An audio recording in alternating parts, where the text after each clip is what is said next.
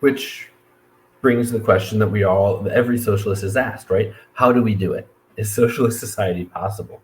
And for 99% of human history, humans lived in some type of egalitarian, pseudo-socialist society. They didn't call it that. There was no, the philosophical and political framework for this discussion didn't, exist at the time. But when we look at societies, but pre-capitalism, even looking at something like feudalism, right? People had far more time on their hands under feudalism.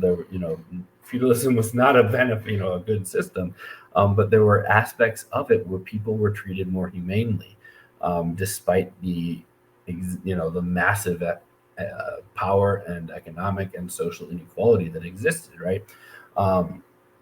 But as we continue going further back and back and back and back and back and back, right, we start to find that societies were more egalitarian, even if they were hierarchical in many ways. They were more. Societies back then understood about taking care of their own. They were designed to make sure that everyone had what they needed to get there. Peter Kropotkin talked about this in Mutual Aid, a factor of evolution, right?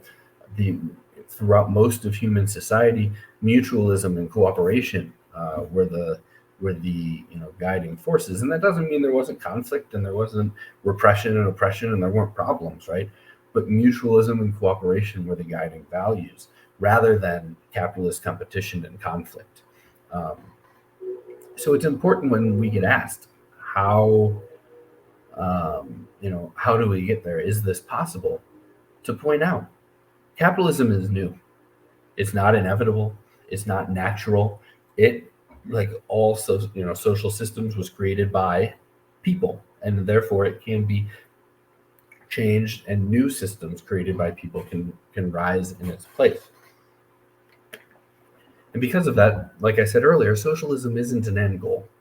It's not a point at the end where we all say we've done it. The likelihood of humans even living long enough as a species to do that, especially given the present climate and the present state of the world, is not even on the table. So what we're talking about is a process, right? That's something we have to be, as socialists, very upfront about, right? This isn't going to be overnight. This is going to be step by step, and there's going to be steps backwards. It's impossible for us to know all the challenges that we're going to face. But if we follow our values, if we focus on, solid analysis and organizing, we can prepare and we can adapt, right? Fighting for socialism is about fluidity. And I'm a big advocate right now that when we look at the state of the left in the United States, when we look at the state of the left in the West, we don't need sectarianism. We don't need, interfighting between us. We need, radical solidarity and mutual aid. We need to engage in a multiplicity of tactics.